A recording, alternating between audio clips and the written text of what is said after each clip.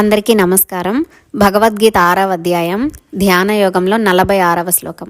తపస్విభ్యోధికో యోగి జ్ఞానిభ్యోపి మతోధికః కర్మిభ్యశ్చాధికో యోగి తస్మాద్యోగి భవార్జున. ఈ శ్లోకంలో యోగులు ఎన్ని విధాలుగా ఉంటారో చెప్పాడు పరమాత్మ. మొదటి తరగతి వారు తపస్సు చేసేవాళ్ళు, అంటే దైవాన్ని సగుణోపాసన చేసేవాళ్ళు. వీరిని భక్తులు అని కూడా అనవచ్చు. రెండవ తరగతి వారు శాస్త్రములను చదవడం, వినడం, మననం చేయడం, మననం చేసిన దానిని చక్కగా అర్థం చేసుకోవడం, దాని ద్వారా జ్ఞానం సంపాదించడం, వీరిని జ్ఞానులు అని అంటారు.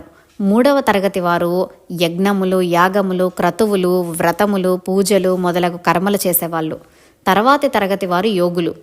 ఈ యోగులు ఎవరంటే పైన చెప్పిన తరగతులన్నీ దాటి వాటిలో చెప్పినవన్నీ చేసి ఇంద్రియ నిగ్రహము, మనోనిగ్రహమును పాటించి ధ్యానములో కూర్చుని మనసును ఆత్మయందు నిలిపినవాడు యోగి. ఈ యోగి పైన చెప్పబడిన యోగులందరికంటే అధికుడు. యోగులు అంటే కాషాయాలు ధరించి జడలు కట్టుకుని దండం పట్టుకుని ఊళ్ళమ్మట తిరగడమో లేక మఠాలు స్థాపించడమో కాదు. ఎవరైనా ఎక్కడైనా ఇంట్లో అయినా యోగం చేయవచ్చు, ఆత్మదర్శనం పొందవచ్చు. మనసును ప్రాపంచిక విషయముల నుండి మరలించి ఆత్మలో స్థిరంగా ఉంచడమే యోగము అని వివరంగా చెప్పాడు. కాబట్టి ఆ యోగమును ఆచరించడం మన ధర్మం. ఇదంతా చెప్పిన తర్వాత కృష్ణుడు అర్జునుడికి ఒక ఉచిత సలహా ఇచ్చాడు. చివరగా తస్మాత్ యోగి భవ అర్జున అన్నాడు. అంటే ఓ అర్జున, నువ్వు కూడా ఈ యోగం చేసి యోగివిగా బాగుపడతావు అని అర్జునుడికి చెప్పాడు. దీని అర్థం యుద్ధం మానేసి యోగం చేయమని కాదు. ఆత్మజ్ఞానమును సంపాదించు.